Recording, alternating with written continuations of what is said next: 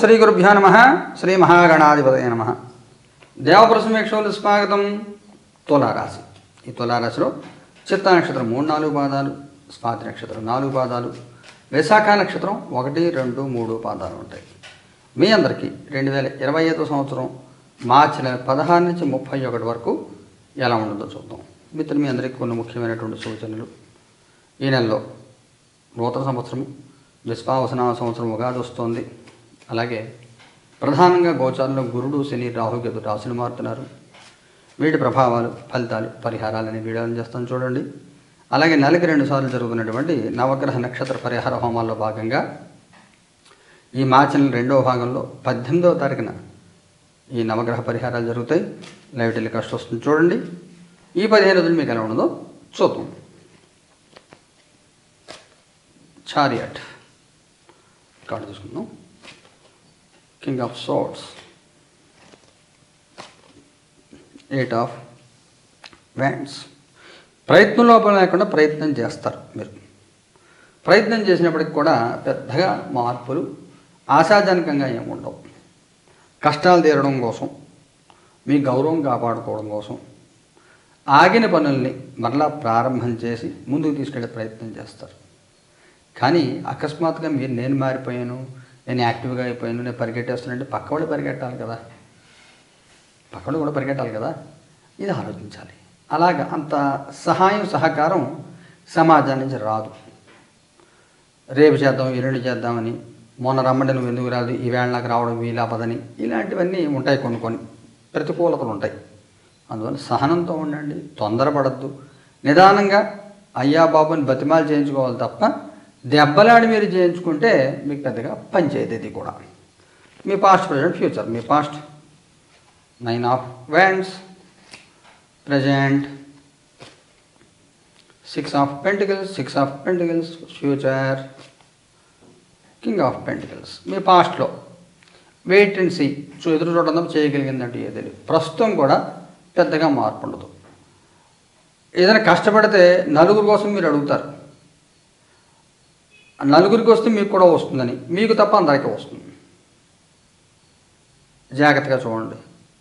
బట్టలు కొనుక్కుందాం అన్నారు, అందరూ కొనుక్కుంటారు, మీకు మాత్రం బట్టలు కొనుక్కోరు. మీరు నా తర్వాత చూద్దాంలే అంటారు. ఓకే కానీ మీకు వదిలేసి మీరు కూడా కొనేసుకుంటారు.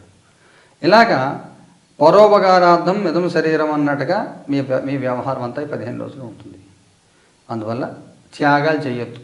మీ పని మీరు చేసుకోండి, మీ స్వార్థం చూసుకోండి. కొంత ఎక్కువ త్యాగాలు చేయొద్దు. ఫ్యూచర్ కార్డులో కింగ్ ఆఫ్ పెంటికల్స్ బాగుంది, ప్రశాంతంగా కాలం సాగుతుంది, ఇబ్బంది లేకుండా కాలం సాగుతుంది. కుటుంబపరంగా, సామాజికంగా ఎలా ఉంటుంది?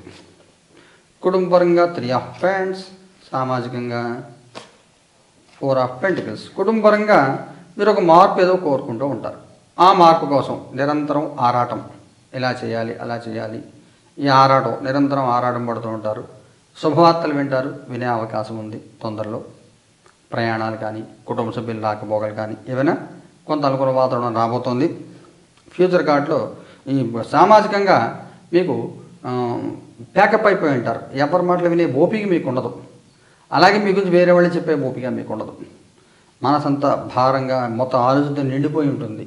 మీ గురించి మీరు ఆలోచించే అవకాశం ఉండదు. ప్రయాణాలు చేయవలసిన పరిస్థితి ఉంటుంది, కానీ చేసే అవకాశం తక్కువ.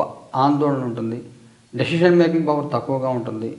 కొంత ఇబ్బందికరంగానే ఉంటుంది. సామాజికంగా అనవసరం ఒత్తిడిలు ఎక్కువ అవుతాయి. ఉద్యోగం చేసే వాళ్ళకి ఎలా ఉంటుంది? 3 ఆఫ్ సోర్డ్స్. జాగ్రత్తగా చూసుకోకపోతే ఉద్యోగం పోయే అవకాశం ఉంది, లేదా ప్రాజెక్ట్ నుంచి బయటకు వచ్చి బెంచ్కి వచ్చే అవకాశం, లేదా చేంజ్ ఆఫ్ లొకేషన్. ఉద్యోగపరంగా అనుకూలంగా లేదని చెప్పాలి. ఉద్యోగం లేని వాళ్ళ పరిస్థితి ఏమిటి? టవర్ కార్డు తీసుకోవాలి. 3 ఆఫ్ కప్స్. ఏదైనా రెఫరెన్స్లు మీరు జాబ్ డ్రైవ్ చేసి దొరికే అవకాశం ఉంది. అది కూడా వేరే ఊర్లో, కొంచెం పొజిషన్ వేరే పొజిషన్లో, కొంచెం లో పొజిషన్లో. కానీ ఆల్రెడీ ఎవరన్నా ఫేక్ ఎక్స్పీరియన్స్ పెట్టి ఏదైనా జాబ్ సంపాదించి జాబ్లో ఉన్నట్లయితే వాళ్ళకి ఉద్యోగం పోయే అవకాశం ఉంటుంది. ఫేక్ ఎక్స్పీరియన్స్ పెట్టిన వాళ్ళకి ఉద్యోగం పోగొట్టుకునే అవకాశం ఉంటుంది. వ్యాపారం చేసే వాళ్ళకి ఎలా ఉంటుంది? ఎంపరర్. అన్ని రకాల వ్యాపారాల వాళ్ళకి సామాన్యంగా ఉంటుంది. దేనికి లోటు లేకుండా నడుస్తూ ఉంటుంది. ఎక్కువ లాభాలు రావు, నష్టాలు కూడా ఉండవు, నడిచిపోతూ ఉంటుంది మీకు లోటు లేకుండా. అయితే మీరు ఈ వ్యాపారంలోనూ కొంచెం మీరు రేంజ్ మెయింటైన్ చేస్తూ ఉండాలి. దిగజారిపోకుండా రేంజ్ మెయింటైన్ చేస్తూ ఉండాలి. ఆర్థికంగా ఎలా ఉంటుంది? సోర్స్ ఆర్థికంగా బాగుంటుంది, ఎటువంటి ఆర్థికమైన ఇబ్బందులు ఏం లేవు, బాగుంటుంది ఆర్థికంగా. ఆరోగ్యపరంగా ఎలా ఉంటుంది? 6 ఆఫ్ వ్యాండ్స్, ఎడమకాలు ఇబ్బందులు పెట్టే అవకాశం ఉంటుంది, పడి దెబ్బలు దిగుకునే అవకాశం ఉంటుంది, కొంచెం సపోర్ట్ ఫిజికల్ సపోర్ట్ అవసరమయ్యే అవకాశం ఉంటుంది. అందువల్ల కొంచెం ఆరోగ్య విషయం జాగ్రత్త తీసుకొని పడే అవకాశం ఉంటుంది. ఏదైనా ముఖ్యమైన సంఘటన జరుగుతుందా? 7 ఆఫ్ కప్స్, వాస్తవంలో జీవించండి. రకరకాలుగా ఊహలు, ఇలా చేయాలి అలా చేయాలి, మీరు చేయాలనుకోవడం వేరు, పక్క వాళ్ళ చేయించాలనుకోవడం వేరు. మీరు చేయాలనుకోవడం తప్పు కాదు, చేయించాలనుకోవడం తప్పు. వాళ్ళ పరిస్థితులు మనకు తెలియదు కదా, ఎలా అనేసుకోవడం మనం చేయిస్తామని, ఇలాంటి ఇబ్బందులు ఉంటాయి. మగవారి ప్రత్యేకమైన సూచన ఏమైనా ఉందా? 6 ఆఫ్ సోర్ట్స్. అందువల్ల ముఖ్యంగా ఏంటంటే ఎవరి మీద ఏ ఆశ పెట్టుకోవద్దు, మీ పని మీరు చేసుకోవాలి. మగవారికి భారం ఎక్కువైపోతుంది, అధిక భారం. మీ పని, పక్క వాళ్ళ పని, ఫ్యామిలీ మెంబర్స్ పని. అడిగి మీరు భారం తీసుకుంటారా, అడగకుండా మీ ఆ భారం మీకు తగులుకుంటుందా అంటే రెండు అని చెప్పాలి. అనవసరంగా ఎవ్వరిలో మీరు పెట్టుకోవద్దు. ఆడవారి ప్రత్యేక సూచన ఏమైనా ఉందా? Queen of cups. ఒకసారి అసలు మీరు ఇలాగ ఎందుకున్నారు, బాగున్నారా లేదా ఇబ్బంది పడుతున్నారా? బాగున్నా చెక్ చేసుకోవాలి, ఇబ్బందులు పడుతున్నా చెక్ చేసుకోవాలి. ఎందుకంటే బాగుంటే రేపొద్దున ఇబ్బంది రావచ్చు, స్థాయి పడిపోకుండా ఉండాలి. ఇబ్బందులు పడుతుంటే స్థాయి పెంచే ప్రయత్నం చేయాలి. సంతాన విషయంలో కానీ ఏ విషయమైనా కానీ మీరు తీసుకుంటున్న నిర్ణయాలు, మీరు మాట్లాడుతున్న మాటలకు ప్రభావం మీ మీద చుట్టుపక్కల ఎలాగుంది, దాని ఇంపాక్ట్ మీ మీద ఎంత ఉంటుంది అనేది పరిశీలించాలి.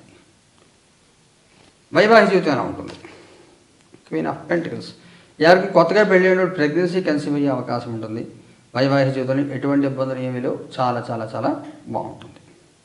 సంతానపరంగా ఎలా ఉంటుంది? Wheel of fortune. సంతానం కూడా బాగుంటుంది, ఎటువంటి ఇబ్బందులు ఏం లేవు, సంతానపరంగా కూడా చక్కగా ఉంటుంది, సంతానం వృద్ధి కలుగుతుంది.